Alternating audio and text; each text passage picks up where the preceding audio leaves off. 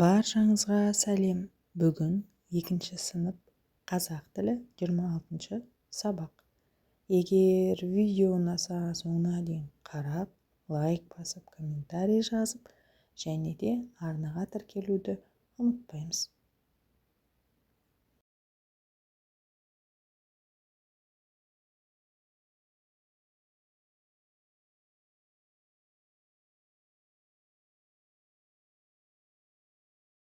Дауыссыз к мен г. Біз бұл тақырыптан к, г әріптерінің жазылу емлесін білеміз. Және де мәтіннің тақырыбы мен ондағы негізгі ойды анықтаймыз. 31-ші жаттығу. Бағандағы сөздерді оқы. Жүрек жүрегі, кірпік кірпігі, тілек тілегі, көк көгі, әйнек әйнегі, білек білегі. Сөздерді салыстырып, сөз соңындағы к дыбысы неліктен к дыбысына өзгергенін айтып көр. Өз қорытындыңды келесі беттегі мәліметпен салыстыр. Онда бізде к дыбысына аяқталған сөзден кейін дауысты дыбыс жазылса, к дыбысы г дыбысына айналады.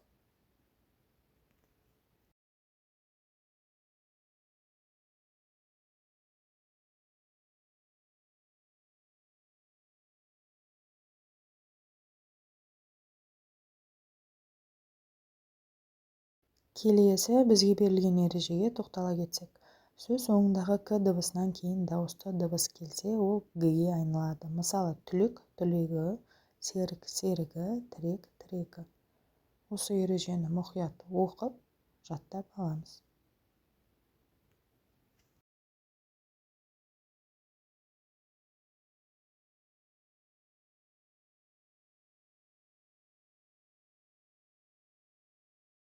Келесі 32-ші жаттығу. Мәтінді тыңда.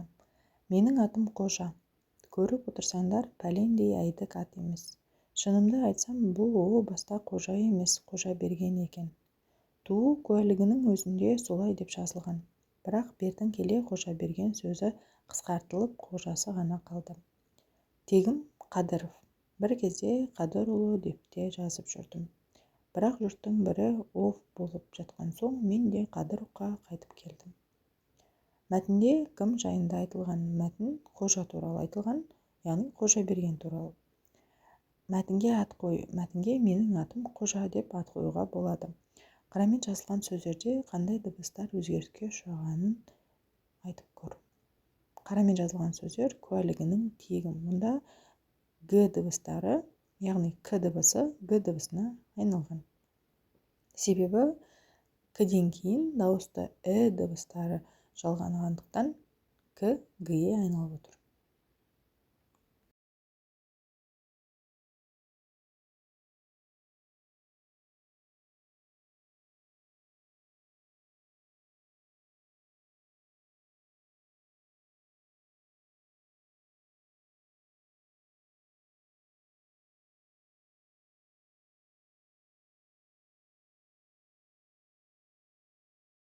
Келесі 33-ші жаттығу. Көп нүктенің орнына тиісті сөздерді қойып, сөйлемдерді көшіріп жаз.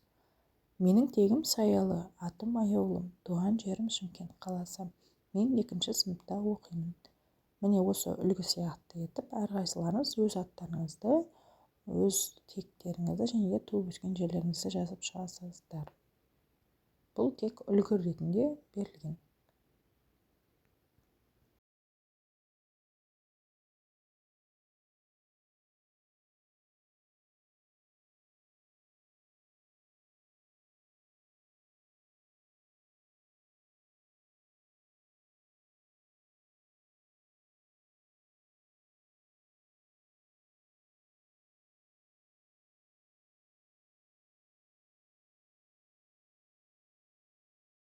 Келесі шығармашылық үзіліс. 34-ші жаттығу. Бос өргөздерге к дыбысынан басталатын сөздерді тауып жаз. Бірінші кілт, екінші кәусар, үшінші көйлек, төртінші керемет, бесінші кіші пейіл. К дыбысы қандай дыбыс? К дыбысы дауыссыз қатаң дыбыс. К дыбысы сөздің қай жерінде келіп тұр? Мұнда к дыбысы сөздің басында келіп тұр. Осылайша сөздеріңізді өзгертіп, өз ойларыңызбен басқаша етіп жазуларыңызға болады.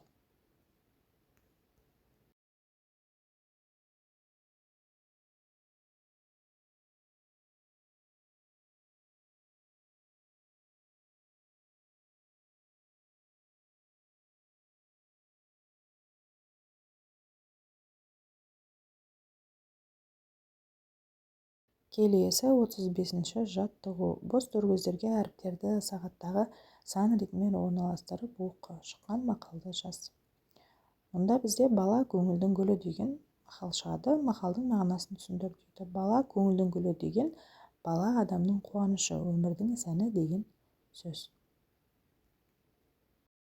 Осымен бүгінгі сабақ аяқталды. Егер де видео ұнаса, достарыңызбен бөлісіп, лайк басып, комментарий жазып, және де арнаға тіркелуді ұмытпаңыз.